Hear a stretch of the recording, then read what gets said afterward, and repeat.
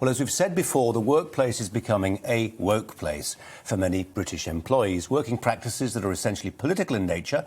Sometimes it seems forced on staff who don't get a say, as they should in a functional democracy, on things before they change. Good example this week from Scotland, where 8,000 civil servants are being encouraged, in quotes, to add pronouns to their email sign-offs as part of a transgender inclusivity drive. A majority of staff are said to be uncomfortable with the proposals, but what's the likelihood of them not having to go along with a policy that's supported by the upper echelons of the Scottish Government? Andrew Doyle is back. He never really went away. The email sign-off will have viewers going, what is an email sign-off? Yeah, a lot of people might not know because it might not have reached the viewer's particular place of business yet, but it's coming. So basically, this is the idea that you sign off the end of every email with your pronouns in order to avoid the risk of misgendering.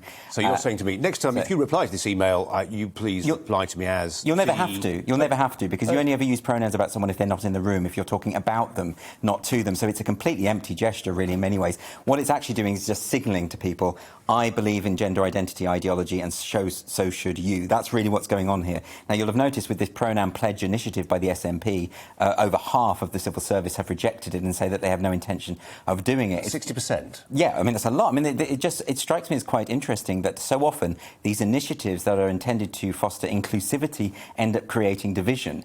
And I've looked at some of the language that I've just got it here. I've written down what the SNP have said. They want to educate and raise awareness of, quote, gender identities and pronoun use across the organisation to create and foster an open culture that is supportive of the LGBTI plus community. So a couple of things in that quotation.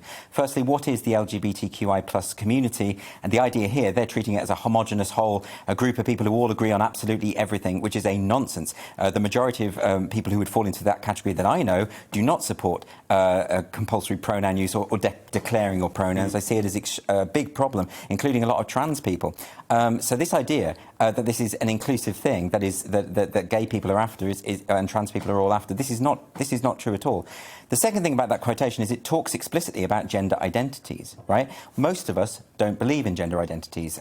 You know, I don't identify as male. I just am biologically male. Yeah. And that's the way most people feel. And what people need to understand is it's often couched in terms of politeness. You know, we're just announcing our pronouns so everyone feels inclusive and included. But of course, if it were just about politeness, then I think everyone would be on board. But it's not. There are two things you're potentially doing when you ask for someone's pronouns. One is you don't know what their sex is and you want to find out. That's very, very rare because we're very well attuned to determining people's sex or indeed how people want to pass. Or just dodging it as a topic. Or we find ways around it. We all sorts of social circumstances where we're accustomed to dealing with those situations, particularly trans people and gender non-conforming people. They find ways around this. Yeah.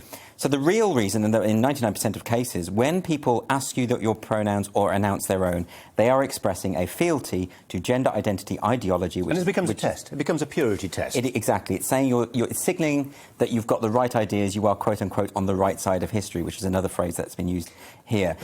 So the problem with that, as I say, is most people don't subscribe to it, and you shouldn't be forced at work to declare that you agree with an ideological position that you don't hold. Well, here's the thing. I mean, you sound quite depressed by this story. Do I? A little bit. I don't mean to.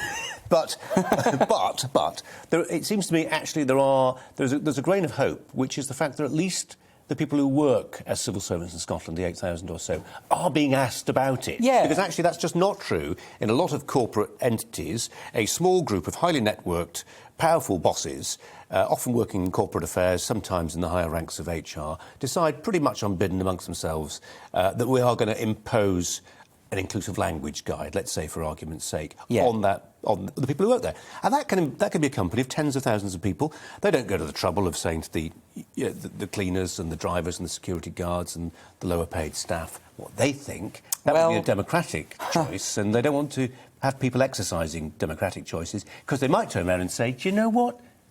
I'm going to keep on calling him him. I'm going to sound a bit cynical here. I don't think the SNP are asking people because they want to know their thoughts on it. I think they're doing that as a political exercise to show or to suggest that they care, because they have asked their opinion and they're going to ignore it, aren't they? So they're going to press on anyway, and they've created this pledge, this idea of a pledge. And as soon as you do that, as soon as you frame it in those terms as a pledge, it means that people who don't want to do this run the risk of being labelled as transphobes or homophobes or whatever else you want to say. We need to create, Andrew, a little glossary of words that should set alarm bells ringing meaning. Pledge is definitely Pledge is definitely one of them. Any sentence beginning the words with the word let's. Oh, yeah, Which OK. is an invitation. No, it's not. It's an order. Anyway, on that thought. Because TV journalism requires that our production staff, when dealing with and keeping track of the day's news, often give a pithy two-word title to a story. And the two-word title given to this next story, Homophobic Telescope. Not quite an oxymoron, but not two words you'd normally see put together. A story about a telescope that can spot homophobia, perhaps? Here's Andrew to explain. Well, the homophobic telescope. Yes, the homophobic telescope, which isn't really. So what it is NASA's telescope, their new telescope project, the James Webb Telescope, which is due to be unveiled later in this year. But now there are calls, there's a petition actually within NASA to change the name. It's been decided that it should be named after James Webb, who was a government administrator. He wasn't actually part of a scientist, so this is an unusual thing. And the reason he ran NASA from 61 to 68. He was a government... Key years, the moonshot and all that stuff. No, he was a government bureaucrat. Okay. The thing is, he supported NASA keeping science within their portfolio, when at the time, of course, it was all about space exploration. So this was actually it's quite unusual that it should be named after him, but there is a good reason for it. Now, the problem with it is that a lot of people in NASA are saying, well, he was part of the lavender scare. This was this thing in the 1940s where companies and businesses would be rooting out gay people and lesbian people and describing them as perverts and all sorts of things. And this was sanctioned by people in Congress even. So this was... There was a twisted logic to it, particularly in the armed forces. Yeah. For instance, it was part of the sort of Reds under the bed thing, wasn't it? The neurotic times that they lived in. It's connected to... You're more likely to be blackmailed if you were gay, for instance. There's that as well. It's connected to McCarthyism and that whole movement. And, yeah, so we can all get on board with the idea that was a sort of dark time in American history, and that isn't a positive thing.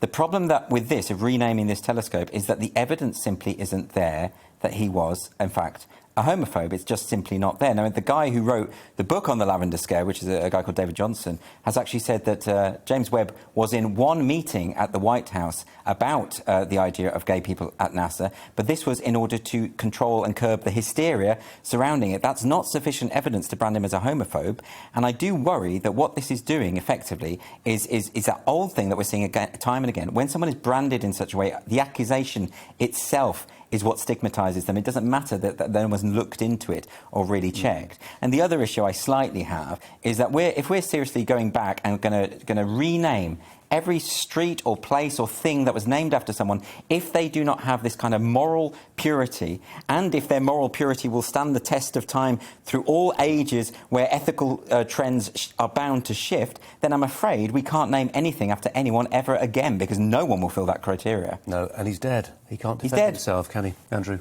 thanks very much. Welcome to the GB News YouTube channel. You can watch us live 24 hours a day, catch up on your favourite shows and join in the conversation in the comments below. Don't forget to subscribe and you'll never miss any of our exclusive content.